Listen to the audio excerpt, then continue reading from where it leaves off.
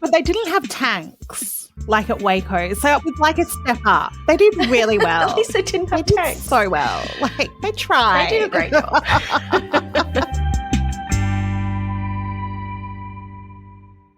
Welcome to Psychocinematic, the podcast where we analyse depictions of disability and mental illness in popular film and TV. I'm your host, Stephanie Fanasia. Please note, this episode contains depictions of childhood abuse and sexual assault. If this episode brings up anything for you, Lifeline is available on 131114 and 1-800-RESPECT on 1-800-737-732. I'd like to start by acknowledging the Wurundjeri people of the Kulin Nation, who are the traditional custodians of the land in which we record this podcast on today. I would like to pay respect to the Wurundjeri elders, past and present, and extend this respect to Aboriginal and Torres Strait Islander people from other communities who are listening today. I would like to acknowledge that sovereignty was never ceded and that we are living on stolen land. Welcome so much to the podcast, Merowyn. I'm very excited to have you on. So excited. I've been wanting to get you on the podcast for a while, and then when you suggested, I was like, yes. Do you want to give us a little bit of a background on who you are, what you do, what your passions are? Sure. So you can follow me at nurse.merowyn. I'm sure you'll put the link in the show notes. Absolutely. So I am a nurse. I'm a nurse from Melbourne who's been in the industry for over a decade. I was largely in neurosciences at the start, which was phenomenal. Lots of brain tumours and neurological disorders, which I found really, really interesting. Then I went and had kids, had some time off, came back, did some medical nursing in the hospitals, and then decided to leave because of the COVID shit show. Mm-hmm. And now I'm in a GP clinic, which is really, really interesting, completely different side of healthcare. Lots of mental health issues that I see every single day, ranging from people who society would expect to have mental health issues through to people where you'd look at them and think, as if anything could ever be wrong with you. The reach is far and wide. And it's really good to be able to help people and listen to them and make them feel acknowledged with their issues. Amazing. Yeah. It's such an important role, and people such as yourselves and lots of people in your position are so appreciated and valued by people like me. Maybe not so much the government, who should definitely pay you more money. That obviously would be fantastic, but it's about having the resources out there in place to be able to support the system and support the patients. 100%. That's a huge thing that needs to change. Hugely. I think it's been very present in the time of COVID and very recent times of how under-resourced the medical system is. Absolutely. In general. Yeah, especially mental health. My God, it's been that way forever, and everyone always says, oh, it's so underfunded.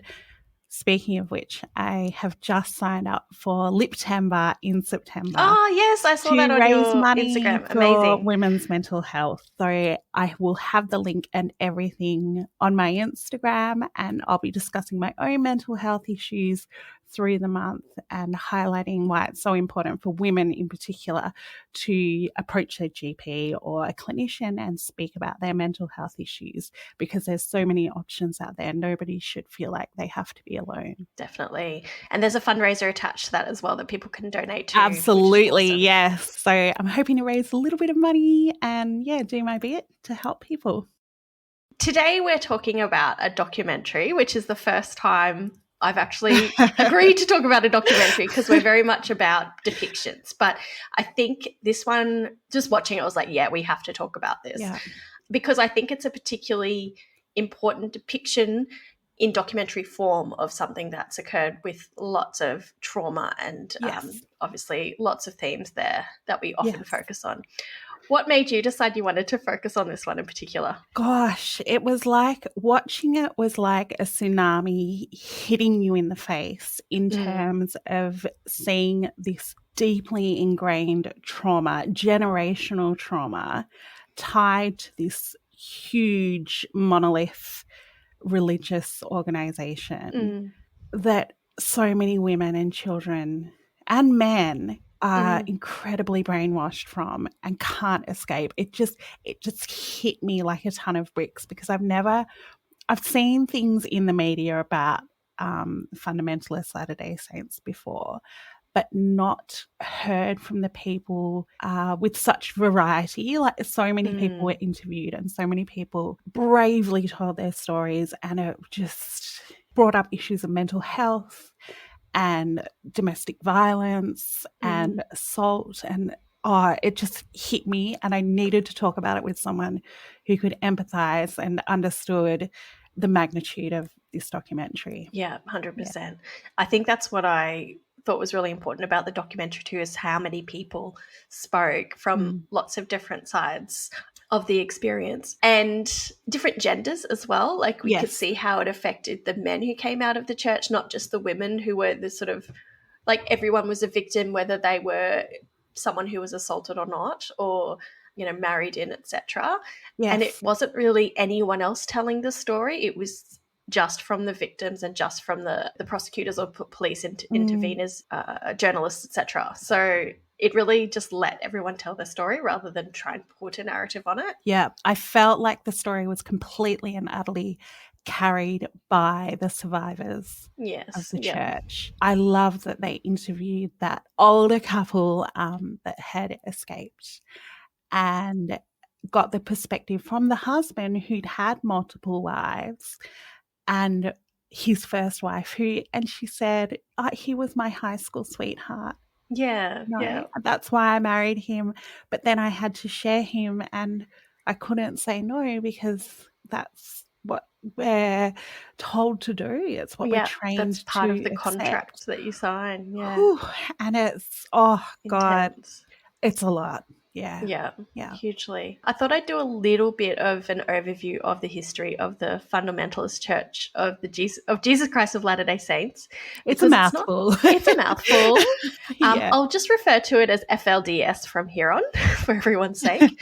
And it's not something I knew much about. Like, you know, we've had that sort of trope or that message in the media that they sort of are a branch of Mormons who practice polygamy. Or plurality, I think, is another way to say it.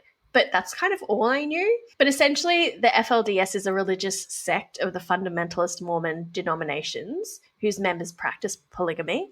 The fundamentalist Mormon movement emerged in the early 20th century when its founding members were excommunicated from the Church of the Latter-day Saints, largely because of their refusal to abandon the practice of plural marriage after it was renounced in around 1904. The FLDS Church as a distinct group traces back to the 1950s in the Short Creek community, which is now currently cities of Hilldale, Utah, and Colorado City, Arizona, where the group is still based there today. And the FLDS traces their claim to spiritual authority, quote unquote, to accounts by a revelation from the church president John Taylor in 1886, which they say precluded validity of some 1890 manifesto against new plural marriages by church members.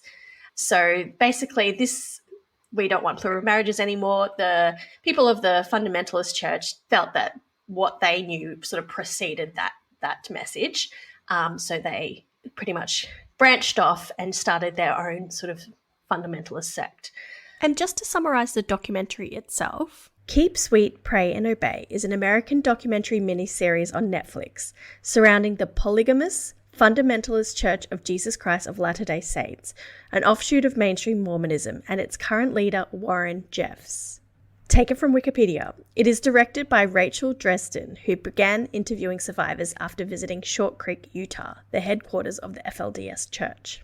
Several former FLDS members or survivors are interviewed by Dresden on both their experiences inside the church as well as providing testimony to Jeff's systematic coercion and exercises of power towards the members of the congregation. People outside of the church, either relating to the events transpiring following the church's move from Salt Lake City to Short Creek, and the investigative journalist Mike Watkis, as well as private investigator Sam Brower, were also used in the documentary. So that's kind of a very brief overview of where they came from and why they exist, and the fact that they still exist today, which is very confronting, really, because we don't really expect that to be the case.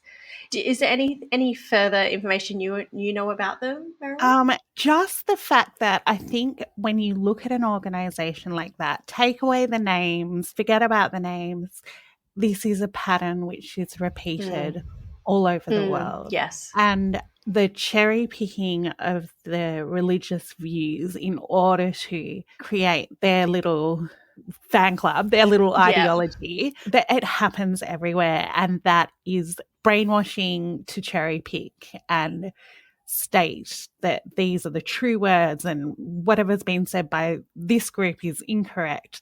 That's all part of the brainwashing and manipulation, and it happens so much. I mean, we can pull different areas. Yeah, the same method applies. Anti-vaxxers, the Taliban, far-right extremists, Andrew Tate, like let's just go on and on. They might not necessarily be pulling from a Bible, but they're pulling from some sort of manifestation, whether that's formal or informal, and cherry picking and making it their own little package. Yes, and giving it more weight than other people's manifestos. Absolutely. Yeah. And I think it's important to acknowledge too, like it's come from a religion. The issue with the FLDS isn't the fact that it's a religion. It's not the religion that has the issue. It's the corresponding abuse that comes from this particular fundamentalist sect. And essentially what you could call that sect is a cult, which it actually definitely meets the definition of in this case. And what we know about cults is that it's a group or a movement with some sort of shared commitment to a usually extreme ideology. That's usually embodied in a charismatic leader.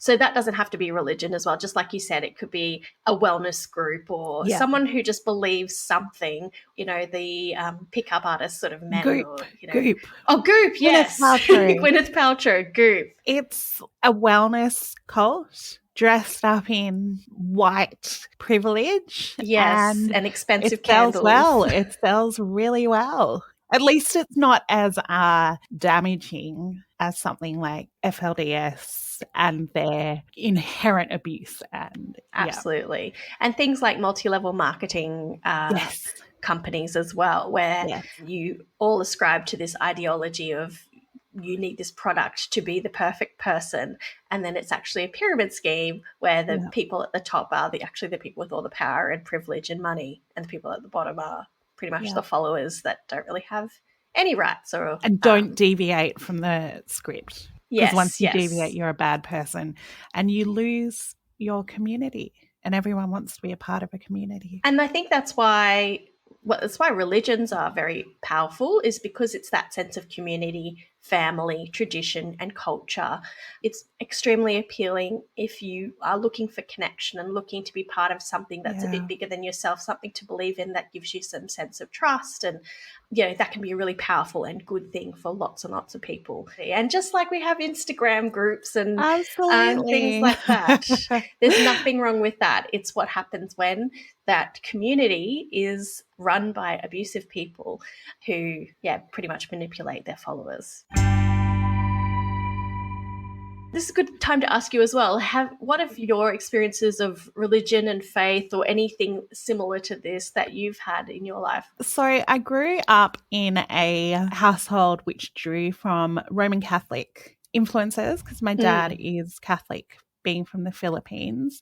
So lots of holidays based around religion and lots of pageantry and formal things that happen, say, when someone dies or around Easter, around All Souls, also known as Halloween, depending on where you are, particularly processes around when someone dies and remembering them over the coming years is what sticks with me. And then I also grew up in a household which was Anglican because my mum was Anglican, so she used to drag us to church. I'm one of those kids that went to church. My brother was in the choir at St. Paul's Cathedral in the city. Oh, wow. Amazing. My mum ended up having her funeral there. So we were a big part of that cathedral community, in the St. Paul's community in Melbourne.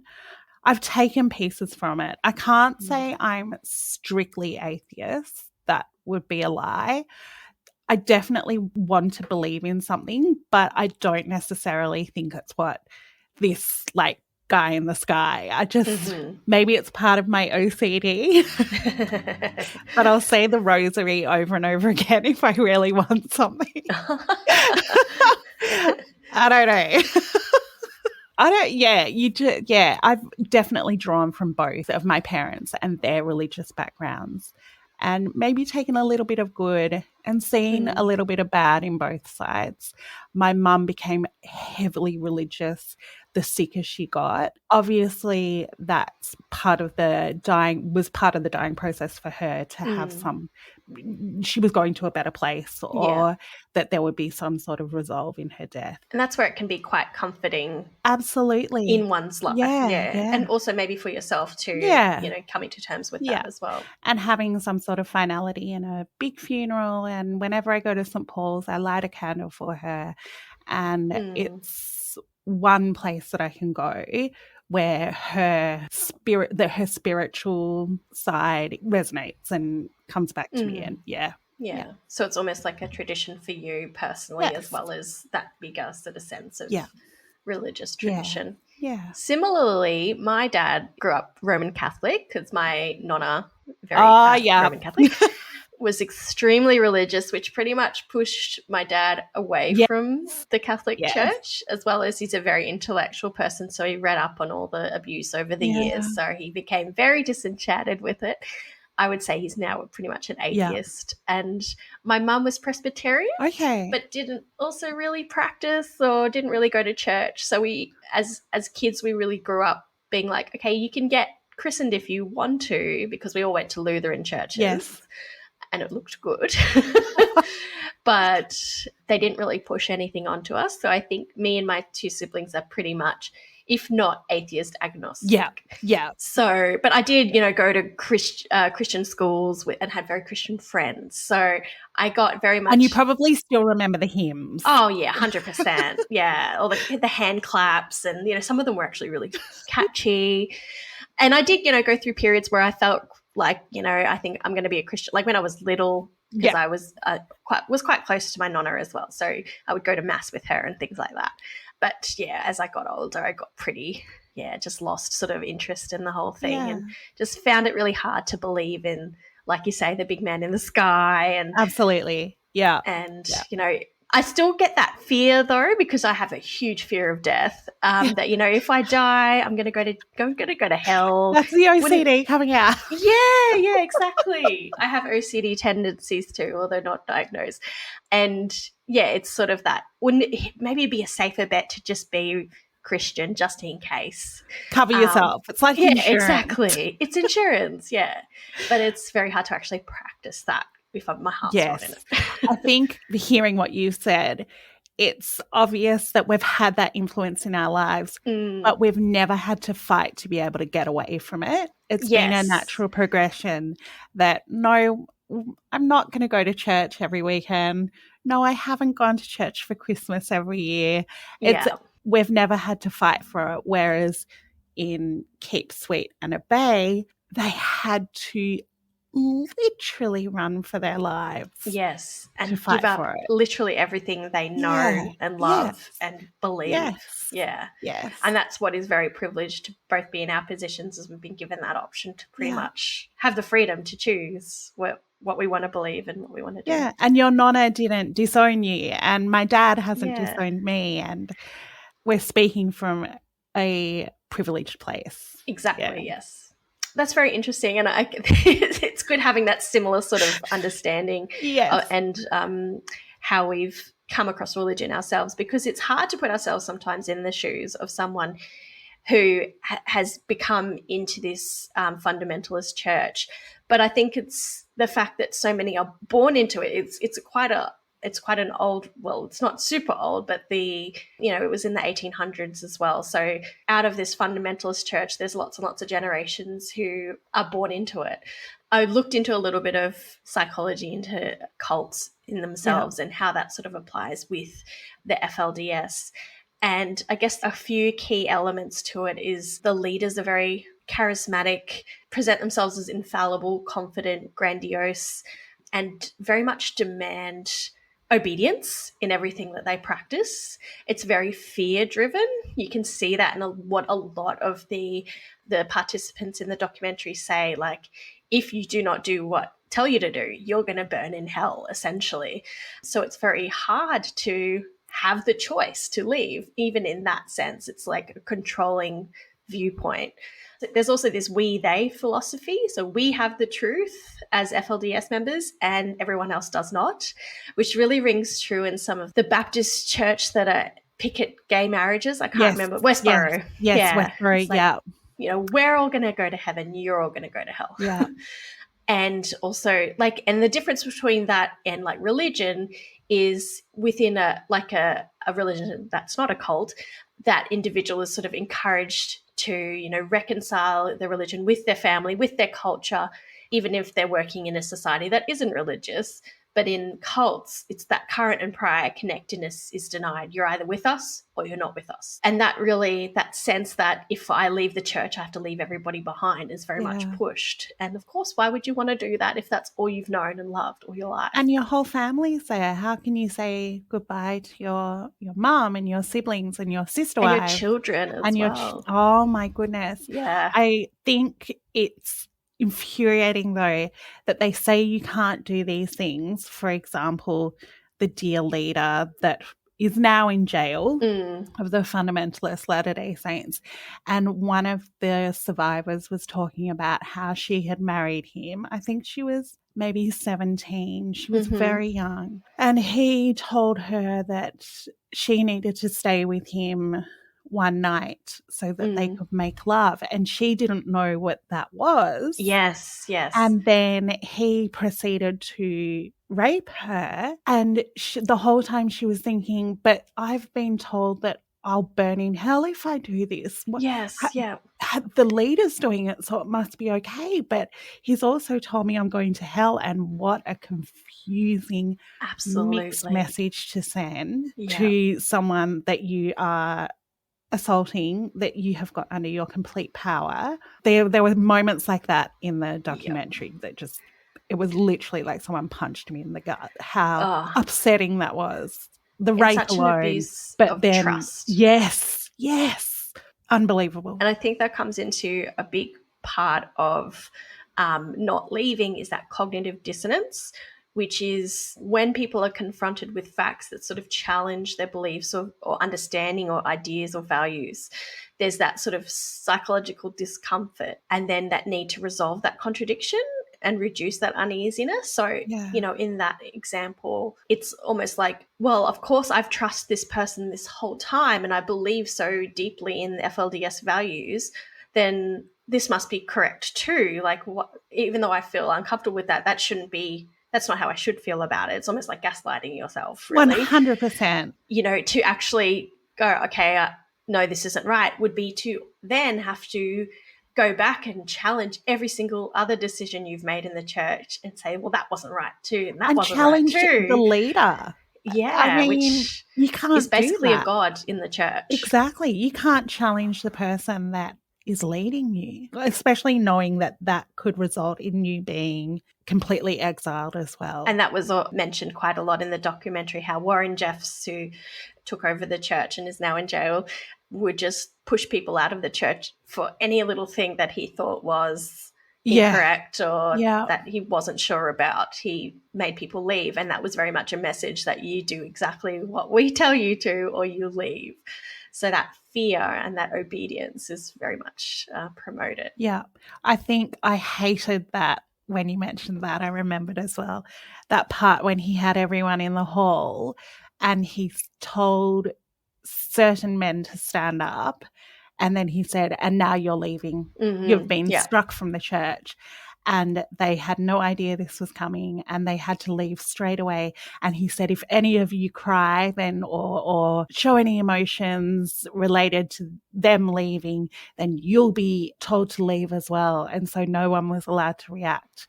Because that means you're going against Whoa. the religion. What? So manipulative and controlling and abusive. So sad. Yeah. I'm laughing because I'm in shock. It's so deeply sad that these people have been made to feel like they can't have a voice. No. And that, those people that didn't know that they were going to be the ones to be exiled basically had to, with no choice, say goodbye to their families, their children, their wives, everybody, and start again. And never see anyone again. It's tragic. It is deeply tragic. And like you said, fear-based. It's all fear-based. And it really enhances, because I think there's an Alyssa, Alicia, and I want to say Rebecca, who really talked about how they left. And for them to, given all of that, for them to leave, the bravery, the courage and strength it would have taken to leave, like literally having to walk away from your entire world, how much that would have been, but also how unsafe you must have felt for it all to lead to the point where you're like, I have to go. The amount of unsafety and discomfort you would have felt to make that decision, I can't even imagine. I can't imagine.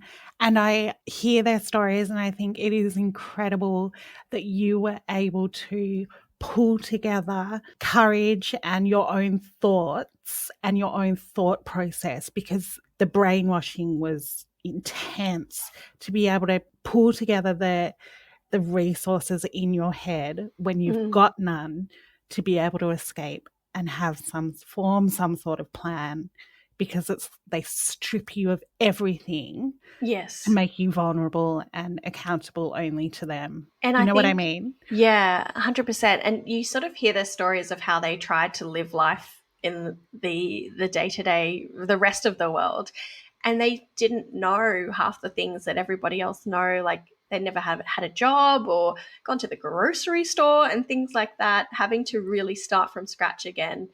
And that sort of reminds me of the fact that one very abusive, manipulative tactic is the fact that all the women, like you said before, didn't know what sex was. They didn't know what consent was, for starters, but also what the actual act of sex is and what marriage actually is in the outside world and what the expectations are. That was all denied to them. So that took away their ability to know what was right and what was wrong and what's a violation and what's not a violation, and made them so much really a vessel with no autonomy at all, which is just to me the most abusive part of it, really. Absolutely. Apart from obviously the sexual abuse. So demeaning. So literally a vessel. Yeah, it's a horrible word, isn't it? But horrible words are needed. That's essentially how they saw them. Horrible words are needed. They were a tool, all part of his manipulation, and unfortunately continue to be. I want to ask you, and feel free to answer however you feel, how did those kind of stories resonate with you in your own sort of personal experience? Has there been a similar situation where you've had to leave a toxic or abusive environment, and is there anything in the women's stories that really reflected with yourself? That's really hard to say, because on so many levels I don't want to take anything away from their story. It's not about me. What they had to say, they were so brave. They were so articulate and considered in their story that they told. We're so lucky to have heard it. I think what resonated with me the most was the emotional manipulation and abuse, and the stripping of being able to have individual thoughts. That happened in relationships of mine, perhaps obviously not to this extent at all, but it happens. That happens in abusive relationships. So that definitely resonated. The story of one of them who escaped in the night, I think she was unable to escape with her children, and she had to climb through a window. And one night I tried to leave my ex, and he took my car keys, and I was in tears begging for my car keys so I could leave. I just wanted the relationship to be over. And he was dangling the keys above him, and he was really tall. I couldn't reach them. And then in the end I just said, fine, I'll stay. It's fine. I'm sorry. Fine, I'll stay. I'm sorry. Always saying I'm sorry. That's like my trademark, to say sorry. And so that resonated, the needing to escape. But again, on no level in comparison to what these incredible men and women have gone through and bravely spoken about in the open, because I don't know if people realize that them speaking out as well is adding an extra layer of the church blocking them out and not being able to speak to old friends or old family members. And I'd be in fear of my life, to be honest. Yeah. They are so brave to not only be talking about it on camera, but using their names, well, as far as we know, And their faces. names, and faces, being very public, and knowing that this means I absolutely have no chance of seeing these people ever again. Yeah.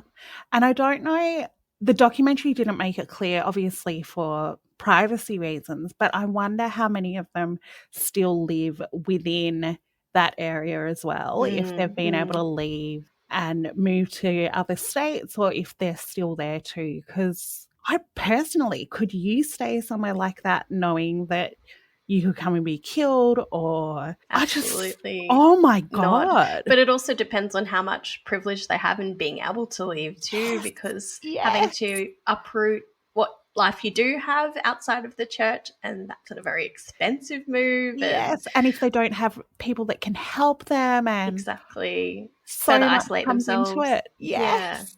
Oh so my it's God. not, clearly not as easy as nothing as simple. Exactly. And I want to say too, that example you gave of that horrible situation where the keys were being dangled and you just acquiesced and you had to and apologized. It really shows how that gaslighting happens, of rather than your partner apologizing to you for how they were treating you, you having to do the apologizing, which I think is very present for these people whenever they challenged. And that carrot dangled was sort of that Zion that was being built in Texas, which I didn't even realize was an actual place, and clearly neither did they. You Googled it? I Googled it. Is it still there? Yes, it's still there, but I don't think it's being used. I think after the FBI raided, they stopped using it. Also, where does all the money go that they get? That's a really good question. But I guess what we've kind of learned about Warren Jeffs is he pretty much spent it on himself. Absolutely. So someone else is just spending it on themselves, I'm sure. Absolutely. And I'd love to know what they're spending it on, because they get millions of dollars. Yeah. And I guess the other thing that I found interesting was that any sort of younger men in the FLDS who weren't vessels to have children or to be wives were used as sort of slave workers to build Zion. Or they were like pushed out of the church because there was no value or use for them, which is so cult-like and so abusive as well. Yeah. Heaven forbid someone's disabled or has mental 100%. health issues or, is unwell. Then what happens? Yeah. Unwell in a way that doesn't suit their narrative, exactly. as in having a mental health problem, or what happens to them? And I'm sure there would have been many with mental illnesses that were given that message that, keep sweet, make sure you're smiling, always be happy. That makes me want to vomit. Yes. That, you're not allowed to have any emotion. So it would have been extremely traumatic, sort of that experience of masking for neurodivergent people. 100%. Having to pretend you're happy, and how hard that would have been and stressful to live that way, and traumatic. How could someone with a disability be able to do that though? Like what happens to people? Because what happens to people in the community that are like that? And where are all the people of colour?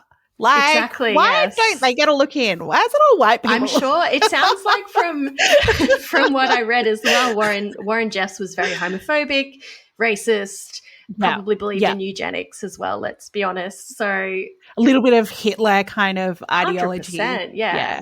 And I guess in terms of that, what we knew about Warren, I found him very interesting because it looked like he wasn't the most loved person. They were talking about how his brother was like, he was a bit odd, a bit weird. he obviously had a very privileged upbringing because his dad was Rulon Jeffs. Yeah, or was that his grandfather? the leader. Yes, the and leader. then he chose Warren to be the next leader. The next leader. Yeah. And I think given that he wasn't the most traditionally loved guy, I'm sure some of that narcissism came from wanting to sort of make up for that and prove that, I'm a masculine, I'm, a powerful man. I'm in control. Yes, 100%. And because losing control for a leader like that, if you've lost control, then everything crumbles. Yeah, then what have you got? And he's still somewhat in control in jail. Yes, which is so he bewildering. Only got 20 years in 2007. So he could potentially be out. That is not that far away in the future. Within 5 years. That's terrifying. Mind blown again. Yeah. And the fact that they are still willing to believe in someone who has gone to jail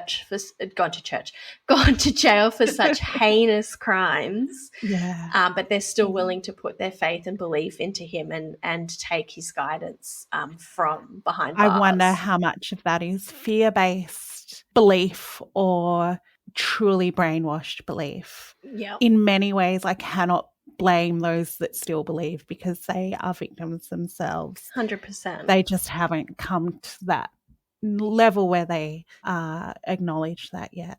Mm-hmm. So sad. And there might be some people that do feel that way, but feel that the alternative is, again, having to leave everyone and acknowledge that you're like what I think it was Alicia says at the end, having to realize my entire life was a lie. It was all based on lies. Like that's a huge confronting thing to have to come to terms with and then actually act upon. Yeah, and say it out loud. Yes, and make it real. Make it real, yeah. Did you have any thoughts in particular around some of the men involved and Warren Jeffs himself that you wanted to talk about? I feel like the men were just as much victims as the women. I don't want people to walk away from this podcast thinking I'm only about the women here. Yes, the men had multiple wives. Yes, they had gaggles of children with multiple wives, but they were doing what they were told as well. Exactly, yeah. They had as much fear driven into them too. And then as there was that example in the hall, if there was any whisper of them not conforming to what Warren Jeffs' desires were, then they couldn't say goodbye to their families and had to leave. Yeah. So they were living under just as much fear as the women. I really admired the men that spoke in the documentary. I think there was only a couple. But their voices, I really appreciated having their perspectives as well. Yes. And also the one at Alicia, I think, again, at the end, who was saying she was quite in love with the husband that she ended up with. I think his name was Leroy, and she said they were really happy and really in love, which is, I think, a really important story to tell as well. Not every relationship was coerced and forced and like the abusive. The older couple, and that was so sweet. She married her high school sweetheart. Exactly. And then he married another 3 women. And it also sounds like, he wasn't 100% certain on having to do this, but he was told the more wives you get, the more likely you're going to go to Zion. To Zion. So you better get cracking.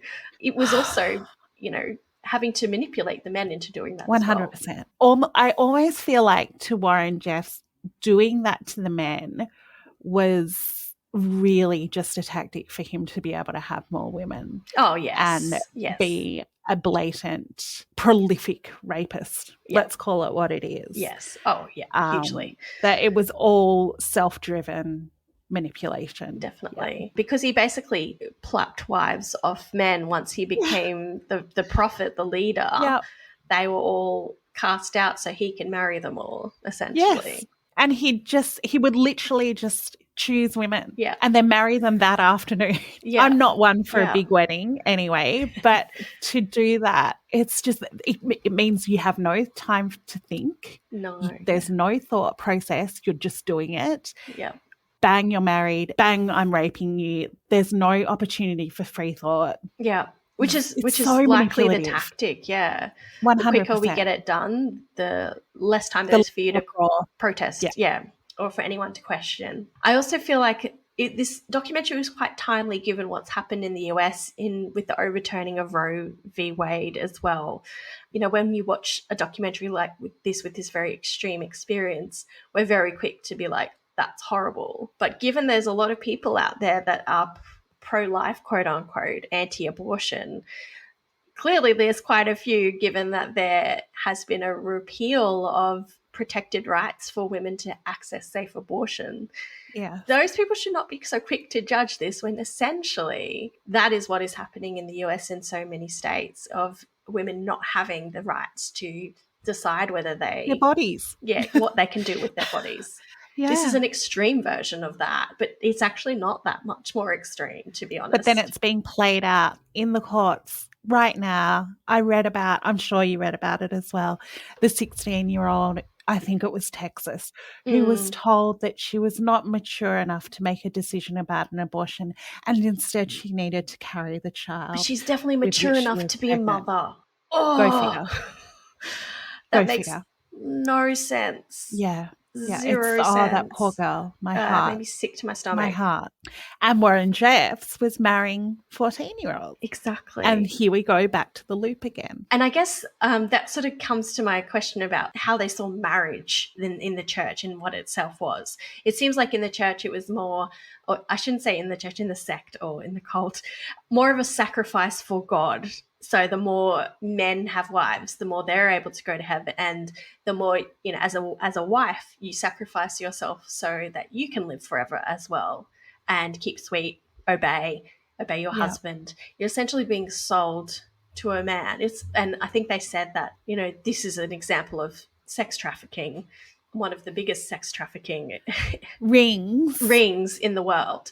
Yeah. There is no joy, there's no consent, there's no mutual respect, there's no choice in that matter.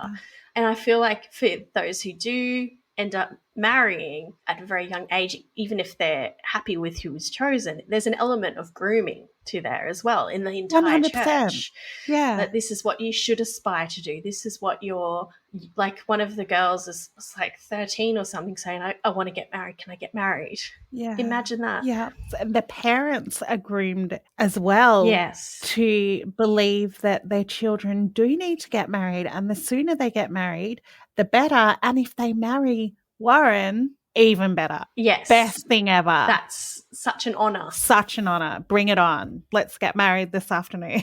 Yeah. But the parents were groomed as much as the children. And I know that happens in society. I know parents are groomed by pedophiles and predators, I guess you can say that too, but not as this is prolific, consistent across the board. Every single person in this community who is a parent, let's face it, they all are, literally. Yeah. And their children are groomed. Parents. When you're groomed as a child, that it's constant grooming. Yeah. And then those parents are groomed in order to groom as well. Yeah. Oh my God. Pass that message down. How does that differ to how you see marriage? Like for me, because I'm in a marriage is completely different to that. And that's always how I've seen marriage. There's autonomy, there's choice, there's very much equalness. How did that relate for you as well? 100%. Completely different.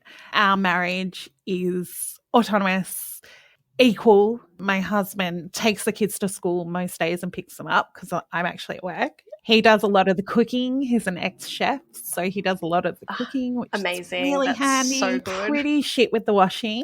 That's fine. That's fine. I prefer to be able to fold it my way anyway. Yeah, I get that. Yeah, I'm quite particular about that.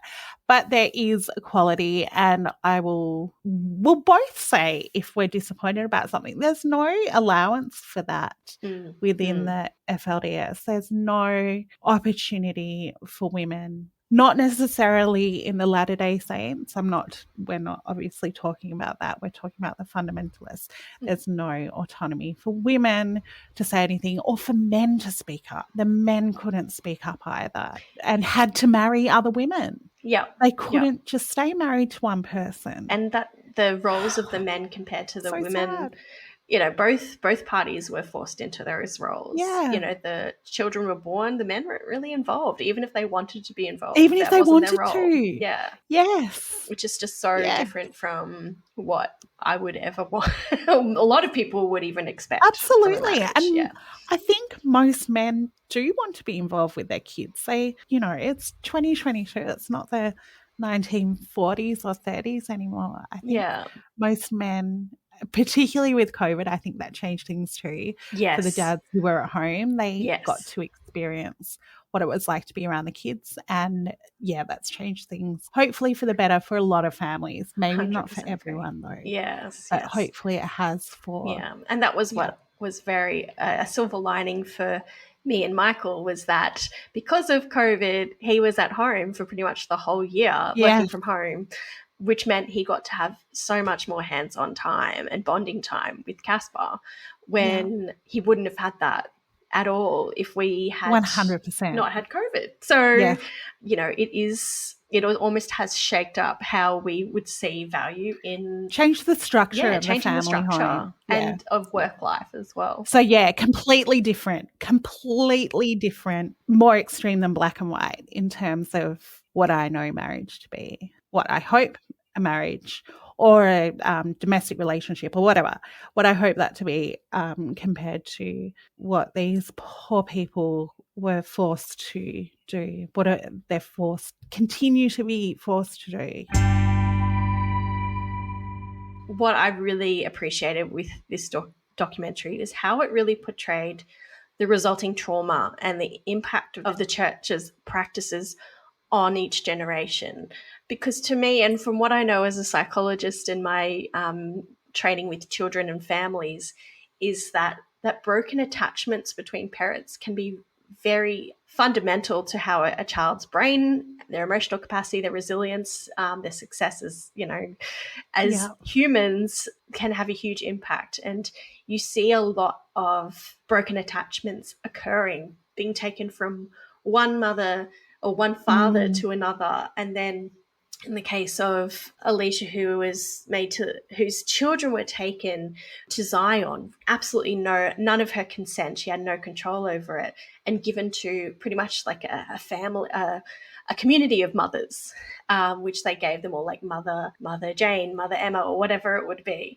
And then when she came back to them and she wanted to reconnect with them, and they had to call her like just Mother, and she was a stranger to her children. And the fact that they had to kind of rebuild that attachment again would have been so hard. Oh, it's so sad. And while, like, we know in lots of cultures, a village raises the child, and that's wonderful, and that can be really great for children as well. And oh my goodness, if it was just one of us, it's very hard to raise one child or a few children.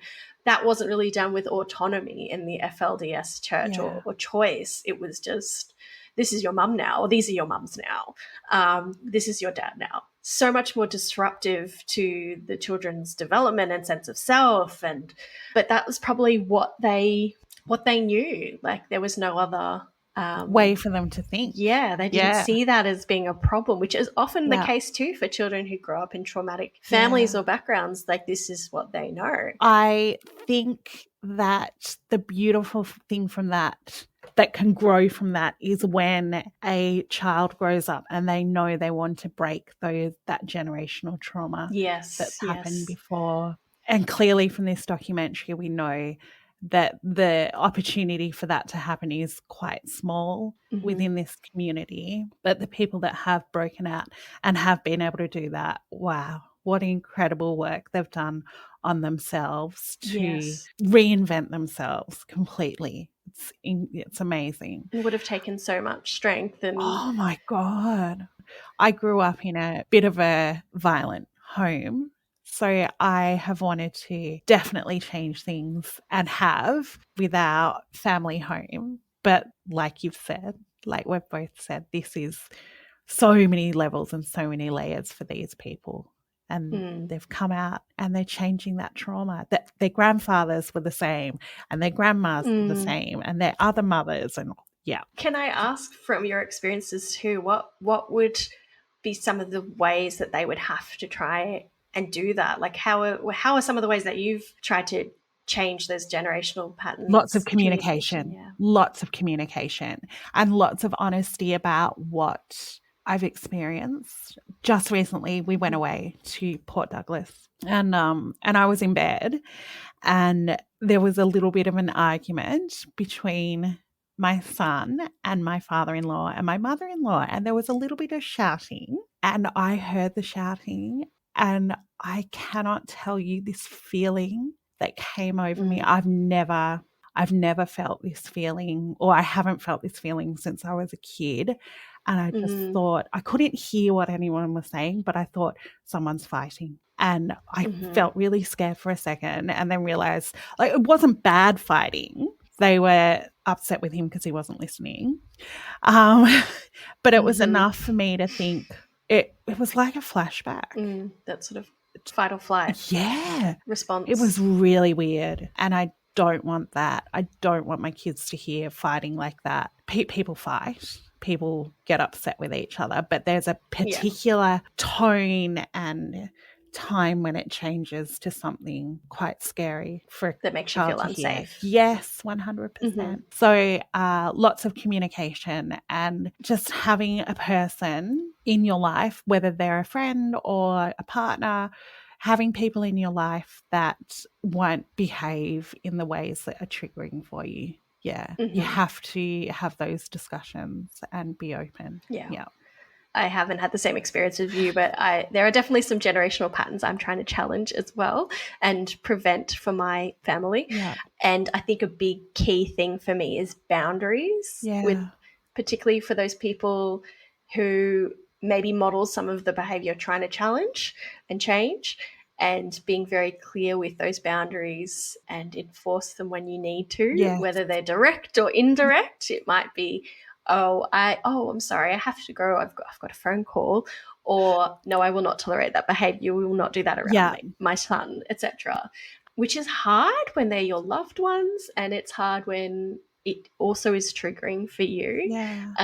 But it's I guess it's an important thing, and the more you stick with them, the easier it gets over time. You have to challenge behavior that makes you feel uncomfortable and have the voice to be able to do that. Like these incredible people in the documentary. I don't know if I'd be able to do what they did. Oh my God. I honestly don't know. Or if I'd just be submissive and not think. It's one of those experiences where you just don't know how you would react, and it would depend on so many things. Knowing that someone was on the other side, like I knew a few of the women had a cousin or a brother or someone who had gotten out, and like that would have been the key part of going, okay, I think I can do this.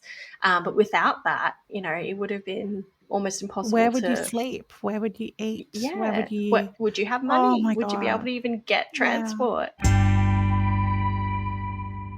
I was also interested in talking, because we've talked a lot about the trauma of being in the church. But one thing I think was a really important thing to portray in the documentary, and I really appreciate the way they did it, was the trauma of the police intervention when they did come in and raid Zion, and how that in itself was almost just more traumatizing rather than anything else. What were your feelings on that? I was horrified. It reminded me of Waco as well.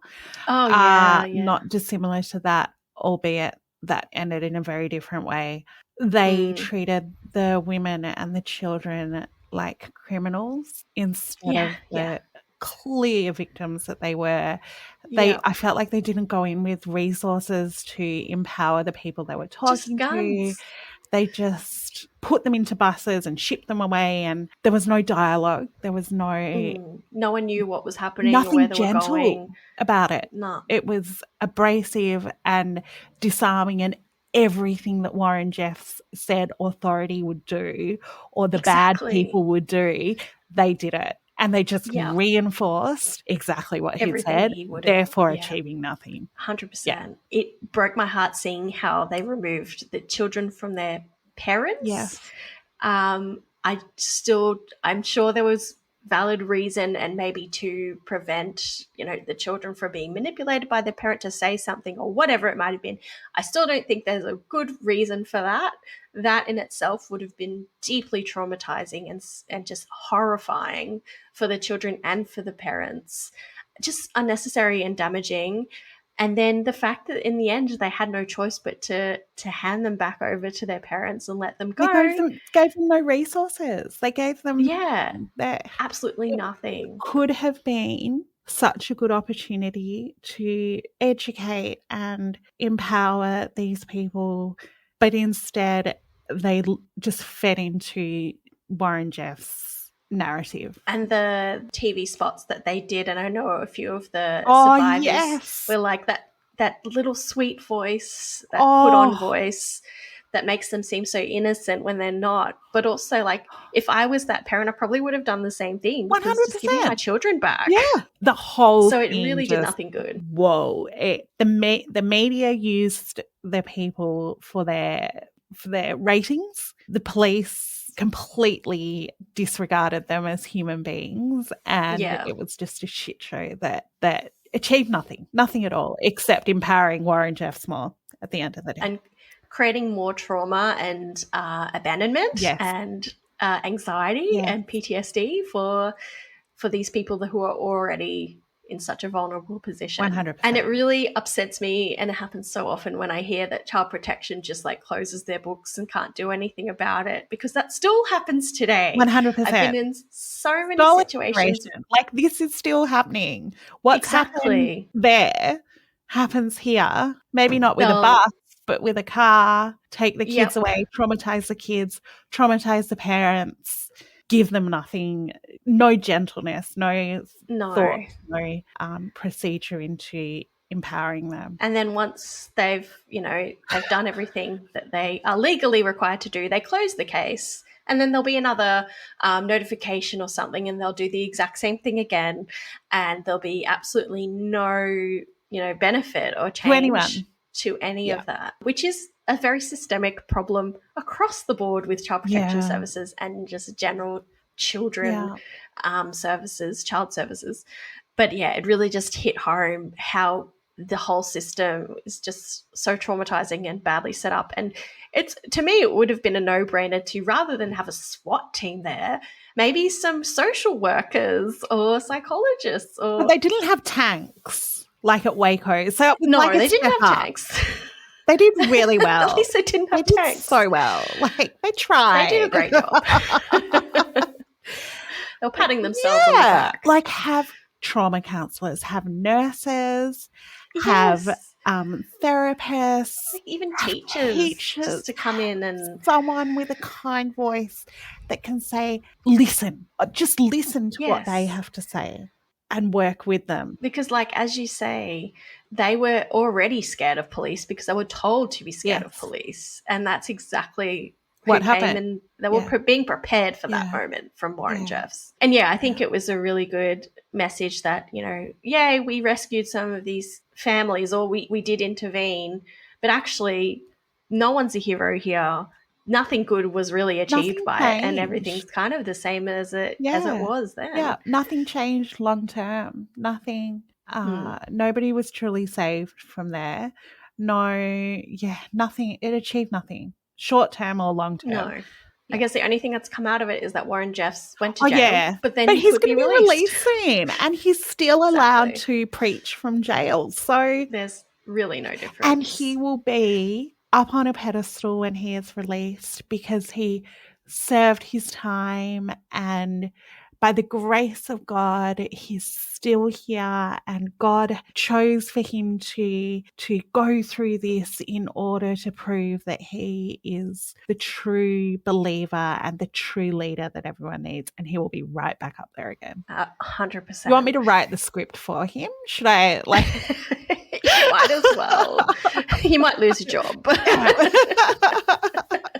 it's so true, and it's so endemic of so many narcissistic, or I would say sociopathic kind of individuals, of that even when they are given the sentence that you are, a criminal, a sex criminal, a rapist, that can be morphed and modified so that he's given even more power because he's gotten through that experience, and he's even come out of jail. Like, that was his, like, descending into hell and coming out of hell again sort of story, or 100%, whatever he will spin it. 100% he'll say hell.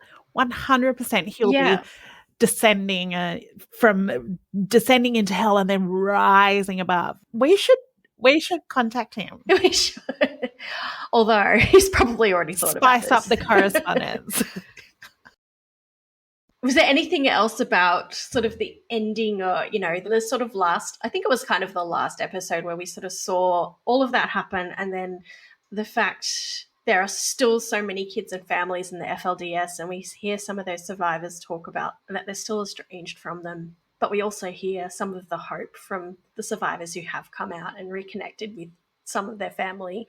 Yeah, what sort of thoughts and feelings? The last episode was incredibly traumatic to hear because of the tapes that they played. Oh, yes. That was probably my only criticism, is that we didn't need to hear that tape. I really mean, didn't need it to hear really it. hit it home. Yeah. But at the same time, I didn't need to hear that. I'm struggling to put it into words because it was awful. That was probably, like, I really loved the documentary. I think it was done really well and really centered the survivors in their stories. Yeah. But I don't understand why they had to give us that little snippet, particularly the end of that snippet. Yeah.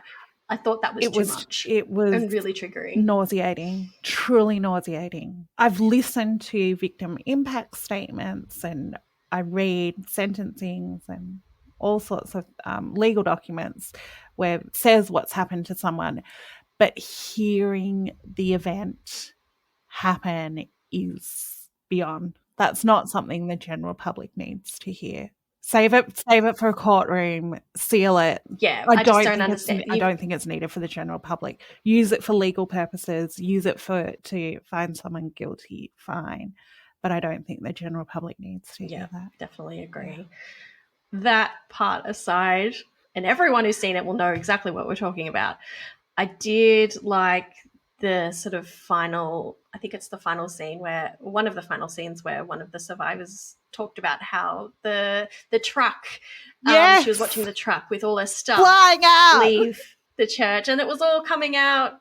It just opened up and it all disappeared into the distance, and she was like, well, I'm just starting from scratch then. Yes. And I thought that was a really hopeful, because we can see that she has, she's got her kids around her, and they seem, I'm sure not every day's the same, but they seem very harmonious and quite connected. So I thought there was a really good message of hope in there as well. Absolutely. I think it prevailed through the documentary, even in the darkest bits.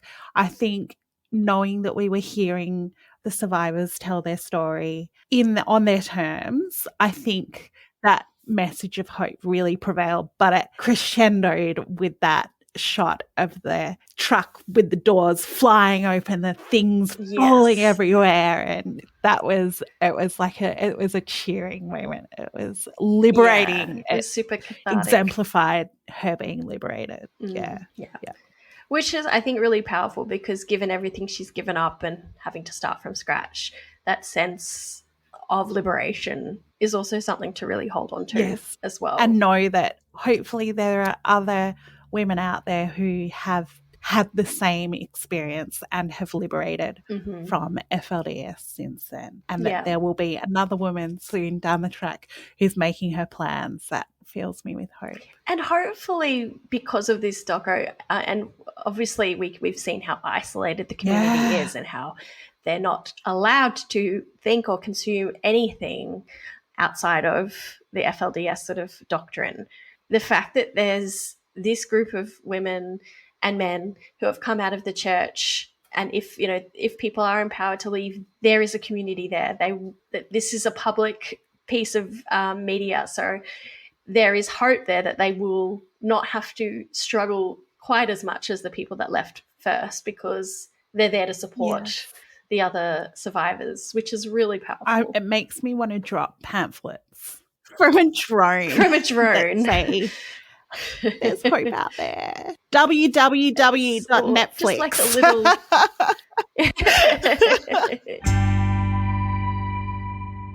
How did you think the documentary dealt with some of the traumatic, potentially triggering things in it in terms of, do you think it was respectful and responsible, or do you think they could have done a bit better? I actually think they did very well, to be honest. I think they labelled things correctly. The only grievance I have is with the playing of that tape. Yeah, agreed. I was not prepared for that. But I think that they had warnings in place.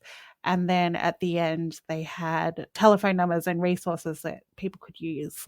So Yes. it wasn't just thrown in with abandon and deal with this trauma as you please. They did make the effort to make resources available. Yeah. It was just that bit. Which almost erases all the good stuff that they did, but I still respect them for all the good stuff.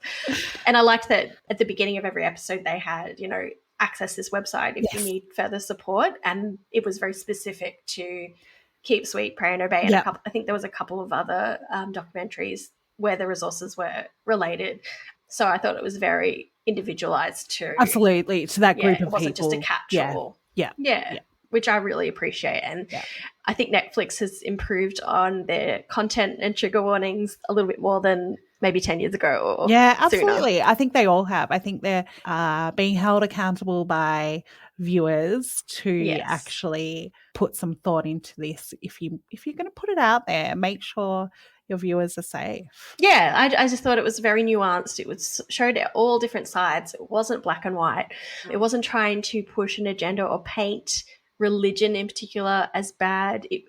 There's so many documentaries where it really manipulates you into being like, this was the awfulest, this cult or this culture is just really awful. But it really just told it as it was from the people's perspective as they saw it, good and bad. Yes, I think so too. And I think it made sure it focused on FLDS. It didn't deviate to Latter-day Saints and try and pull them into the same pool. It really focused on FLDS and the survivors controlling the story, which was the best thing.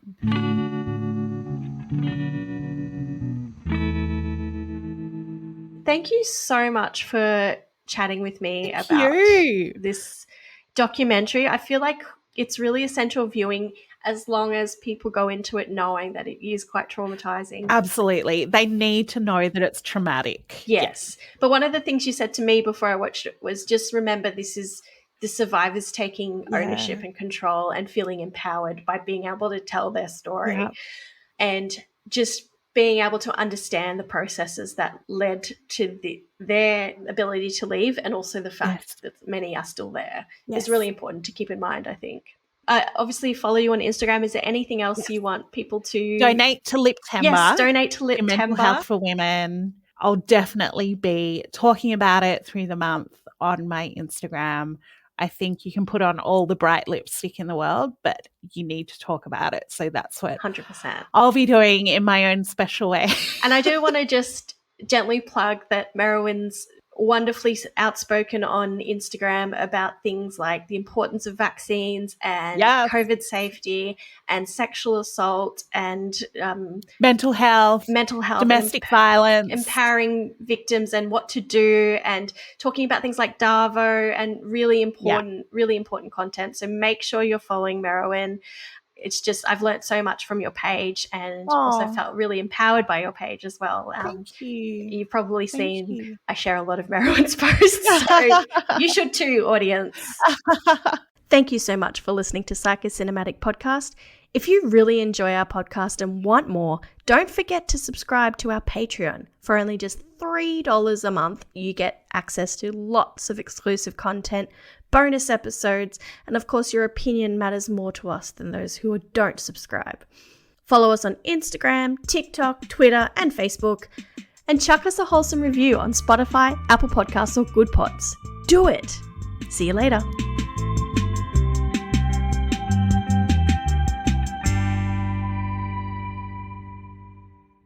This podcast is not designed to be therapeutic, prescriptive, or constitute a formal diagnosis for any listener.